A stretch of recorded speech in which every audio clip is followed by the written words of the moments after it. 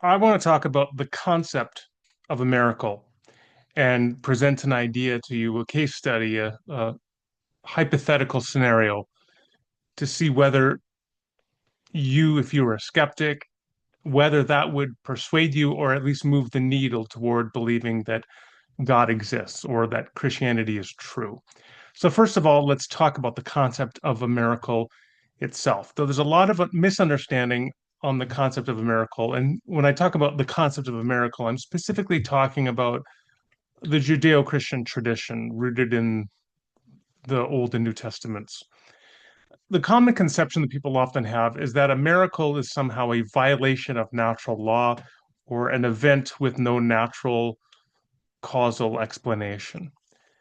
But that is, I would say, neither necessary nor sufficient for a miracle. The core idea of a miracle, so there are a couple of Greek words, semeion and dunamis. So semeion is sign and dunamis is power. And together, I think that gives you a sense of really the biblical and New Testament and root Christian understanding of the concept of a miracle, where a miracle is a sign of God's action and of God's power, but not necessarily one that involves God intervening in natural events and somehow, let alone violating a natural law or providing an event with no natural causal explanation to it. What this means is that, in principle, a miracle could have a perfectly natural explanation.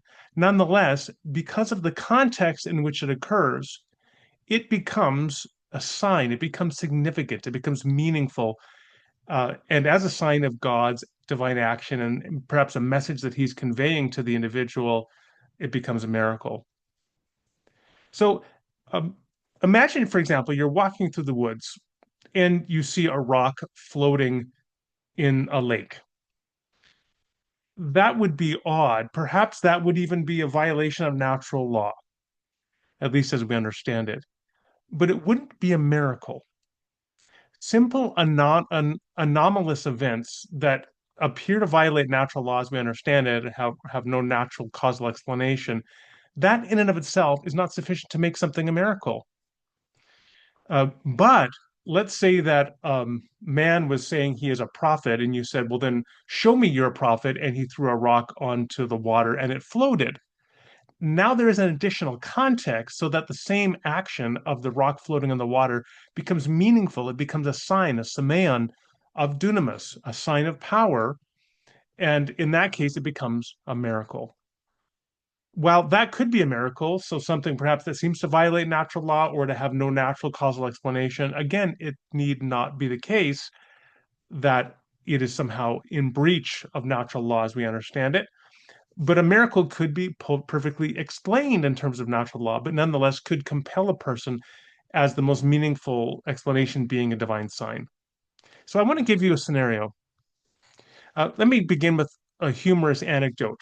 While browsing in a second-hand bookstore, George Bernard Shaw allegedly found a copy of one of his books, which he had once signed over years before to a friend. And he had written in the cover of the book to so and so, let's say to Jones, with esteem, George Bernard Shaw.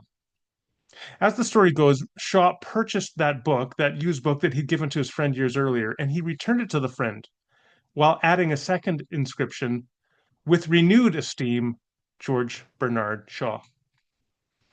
Now, that humorous anecdote, hopefully that gave you a little bit of a chuckle, provides me with a launching point to talk about a scenario. First of all, a scenario that I read as having occurred some years ago, around World War II and into the 1950s.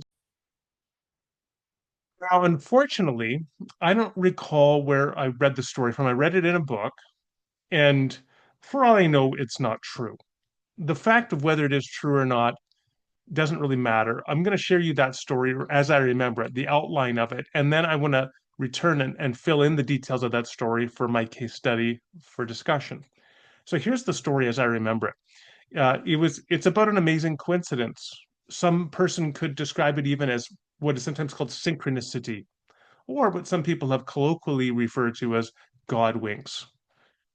The story goes like this. It's a fellow, he had a book when he was a child, and I think it was like his mother, let's say, had given him this book for his birthday in World War II in England, and it was like, to my dearest Percival, happy birthday, Mum. And so then there was like a bombing of London or something. They had to escape very quickly. A lot of their belongings got left behind, including the book. And like 20 years later, he Percival had moved to North America and in fact was living in Indiana. And he walked into a bookstore, a used bookstore in Indiana, somewhere in the 1960s, and he saw a book just like the one that he had had as a child that his mother had given him. And that really stirred memories in him. So he picked it up off the shelf and he was going to purchase it. He opened it up, and on the inside cover, as you can imagine, uh, there was that inscription from his mother: "To my dearest Percival, happy birthday, love, Mom." What are the odds of finding that book in that bookstore that years before, 20 years before, you'd had it halfway around the world in another country? What are the odds, right? They blow the mind. It's an incredible coincidence. It's not yet a miracle, however. And it's not yet a miracle, I would submit, in the same way that just finding a rock floating on a pond or a lake is not a miracle, because it lacks an explanatory framework to give it the sign, a semeion, a message of God's purpose, of God's power, of God's action.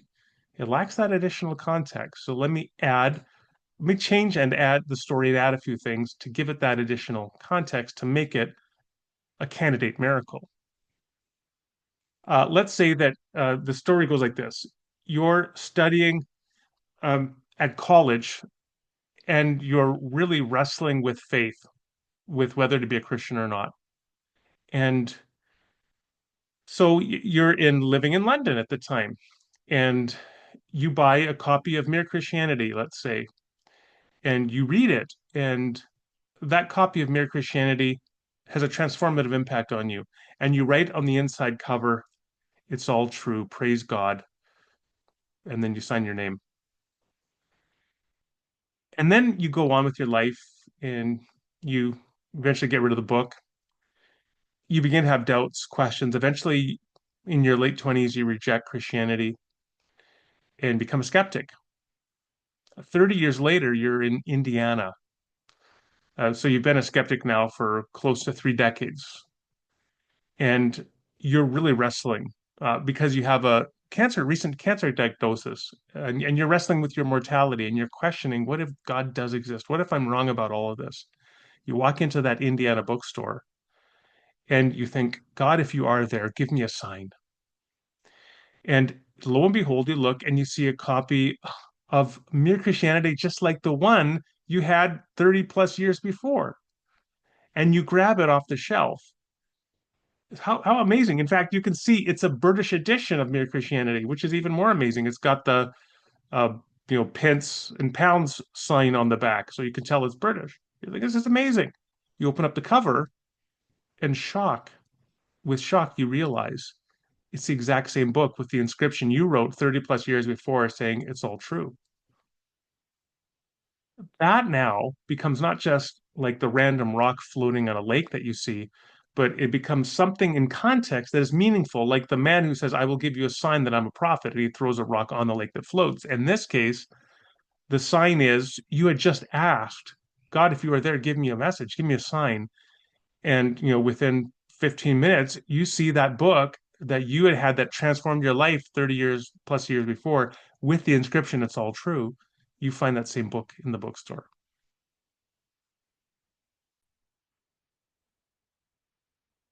Now, note that there were no violations of natural law here. This is not an event that has no natural explanation. It's perfectly easy to explain it as simply natural events. That the book, you got rid of it at a used bookstore in London 30 some years before, and maybe somebody bought it and then they came over and ended up in Indiana and then they got rid of their books, and you just happened to walk in and see that book on that afternoon. Perfectly explicable in terms of chance. No need to invoke a divine causal agent to explain it. The issue is not that it has no natural causal explanation.